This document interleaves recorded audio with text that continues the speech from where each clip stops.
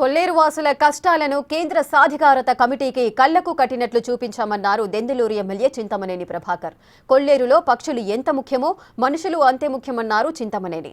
కొల్లేరులో రాయితీ భూమి ఉన్న రైతు కూలి పనులకు వెళ్లే పరిస్థితి వచ్చిందన్నారు.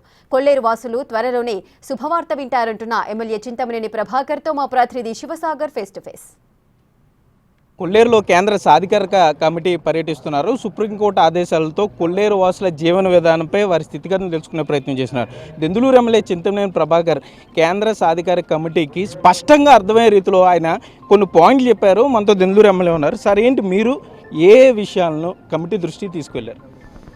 ఈరోజు సుప్రీంకోర్టు యొక్క ఆదేశాల ప్రకారం ఒక కమిటీని కాన్స్టిట్యూట్ చేసింది సుప్రీంకోర్టు. వాళ్ళ యొక్క ఉద్దేశం ఇటు ఒక పక్క పర్యావరణం, రెండో పక్క ప్రజలు, మూడో పక్క ప్రధానమైనటువంటి సమస్య జరాయితీ రైతులు. ఈరోజు నాకున్నటువంటి ల్యాండ్ కూడా పట్టా ల్యాండే, వాళ్ళకున్నటువంటి ల్యాండ్ కూడా పట్టా ల్యాండే.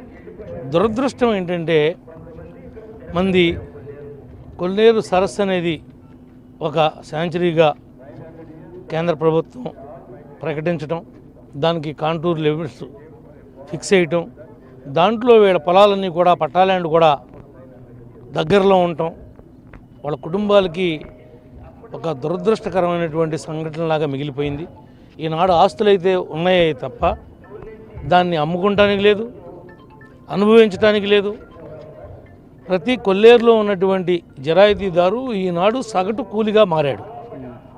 మేము ఈ ప్రభుత్వం దృష్టికి కానీ, కోర్టు దృష్టికి కానీ, కమిటీ దృష్టికి కానీ మేము అడిగేది ఏమంటే, కాంటూరు పరిధిని తగ్గించి ఏదైతే జరాయితీదారులు ఉన్నారో వాళ్ళందరినీ మీకు ఎక్కడైతే నచ్చుతుందో, ఎక్కడైతే మీకు వైబిలిటీ ఉంటుందో, వీలు పడుతుందో వాళ్ళ పక్కగా చేర్చి వాళ్ళ బ్రతకనివ్వమని చెప్పి కమిటీ వారిని మనస్ఫూర్తిగా కోరుకుంటున్నాం. లేని పక్షంలో వాళ్ళ కాంపన్సేషన్ ఇవ్వాలంటే ఈరోజు రాష్ట్ర ప్రభుత్వం యొక్క ఆర్థిక పరిస్థితి మీ అందరికీ తెలుసు. కొన్ని వేల కోట్ల రూపాయలు మరి కాంపన్సేషన్గా ఇవ్వాల్సి ఉంటుంది. దానికన్నా ఒక పక్కన పక్షుల్ని కాపాడుతూనే, పర్యావరణాన్ని పరిరక్షిస్తూనే జరాయితీ రైతులను కానీ, డీఫారం పట్టాదారులను కానీ, ఈ ప్రాంతంలో ఉన్నటువంటి అందరి యొక్క మనోభావాల్ని అర్థం చేసుకుని కమిటీని నిర్ణయం చేయమని, సిఫారసు చేయమని మేము మనస్ఫూర్తిగా అభ్యర్థిస్తా ఉన్నాం. కొల్లేరు వాసుల లైవ్లీహుడ్ అంటే వారు కొంత ఇక్కడ గేదెలను పెంచుకుంటారు, లేకపోతే సాంప్రదాయ వేట కొంచెం, వాటిని కూడా ప్రభుత్వ అధికారులు అడ్డుకునే పరిస్థితులు ఉన్నాయి.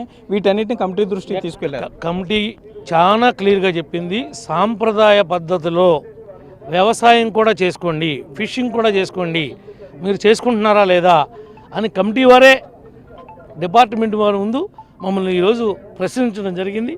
ఆ ప్రశ్నిస్తున్నటువంటి సమయంలో మీరు కూడా వీడియో తీయడం కూడా జరిగిందని చెప్పి కూడా ఈ సందర్భంగా తెలియజేస్తారు. ఎందుకని ఫారెస్ట్ అధికారులు పర్టికులర్గా ఎవరైతే సాంప్రదాయ వేట లేకపోతే వ్యవసాయం చేస్తున్న వారికి ఆ గట్లు కొట్టేసి ఆ వరి అంతా పోయేలాగా కొన్ని చోట్ల సంఘటనలు కూడా జరిగినాయి. ఏంటి వాటిని కూడా తీసుకెళ్లారు కమిటీ? ఆ విషయాలు ఫారెస్ట్ వాళ్ళు కొద్దిగా మితిమీరి ప్రవర్తించిన మాట వాస్తవం.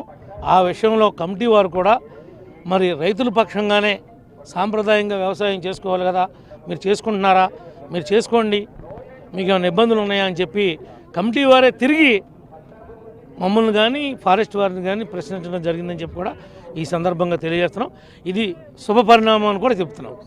అయితే మొత్తం మీద చూసుకుంటే కొల్లేరు వాసులకు సంబంధించి ఇక్కడ కేంద్ర సాధికారత కమిటీ పర్యటిస్తున్న నేపథ్యంలో కొల్లేరు వాసుల కష్టాలన్నింటినీ కూడా కమిటీ దృష్టికి తీసుకెళ్ళాం. కొల్లేరులో పక్షులు బతకాలి, అదేవిధంగా మనుషులు బతకాలి. కాబట్టి జిరాయితీ భూమి ఎవరికైతే ఉందో ఆ యజమానులందరికీ అయితే మరొక చోట భూమి కేటాయించాలి, లేదంటే వారికి ప్రభుత్వం తరఫున నష్టపరిహారం అందించాలన్న విషయాన్ని కూడా కమిటీ దృష్టికి తీసుకెళ్లామని దెందులూరు ఎమ్మెల్యే చింతమనేని ప్రభాకర్ చెప్పే పరిస్థితులు అయితే ఇక్కడ ఉన్నాయి. కెమెరామెన్ భాగ్యరాజ్తో సాగర్, బిగ్ టీవీ, కొల్లేరు కోట.